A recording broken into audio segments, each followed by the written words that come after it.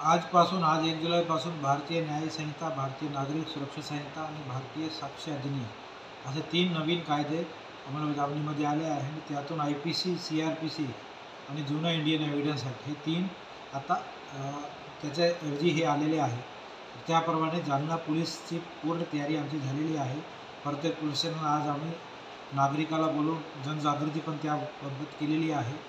आज आमच्याकडे आतापर्यंत 2 FIR दाखल झालेली आहे, एक मंठा पोलीसमध्ये आणि एक कदीम जालना पोलीस स्टेशनमध्ये।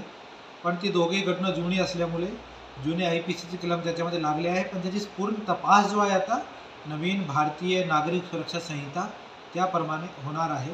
अजून आज जर काही घटना घडली आणि ती जर कोणी तक्रारदार दाखल करण्यासाठी आला तर भारतीय न्याय संहिताप्रमाणे त्याच्यामध्ये घेतली जाणार आहे।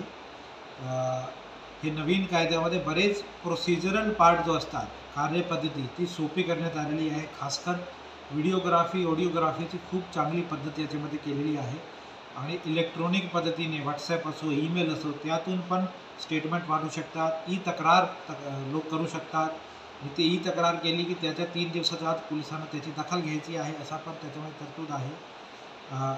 जर 3 वर्षापेक्षा कमी शिक्षामध्ये अटक करायची तर DYSPची परवानगी घ्यावी लागणार आहे। तर बरेच असे प्रोव्हिजन्स केले आहे जो नागरिकाचा जो हक्क असतात त्याला सुरक्षित करण्यासाठी त्याच्या थोडे दिवसानंतर ते दिसेल की बराच त्याचा इम्प्रूव्हमेंट झालेला आहे। सर, नागरिकांमध्ये सध्या म्हणजे कन्फ्युजन या निमित्ताने तयार झाले, काय आव्हान करू इच्छिता सर? नाही, कन्फ्युजनचा काही प्रश्नच नाही आहे। तो जो प्रोसिजरल पार्ट आहे ते आम्हाला बघायचं आहे, पोलिसाला बघायचा आहे। जो अगोदर क्राईम होता तो आज पण क्राईमच आहे। जर कोणाची मारहाण झाली, जुना आम्ही 324 कलम लावत होते, आता BNS प्रमाणे वेगळी कलम लागणार। त्याच्या व्यतिरिक्त काही वेगळा प्रश्न नाही आहे। काही चांगले चेंजेस केले आहे। मॉब लिंचिंग जसा एक प्रकार झाला, जर कोणाला मॉब लिंचिंग झाली तर त्यासाठी वेगळा एक कलम केली आहे। मुलीची छेडछाड वगैरेबद्दल थोडे स्ट्रिक्ट केले आहे। तर नागरिकांचा जो जुने सगळे होते ते तर आहेच, काहीतरी ॲडच केला आहे।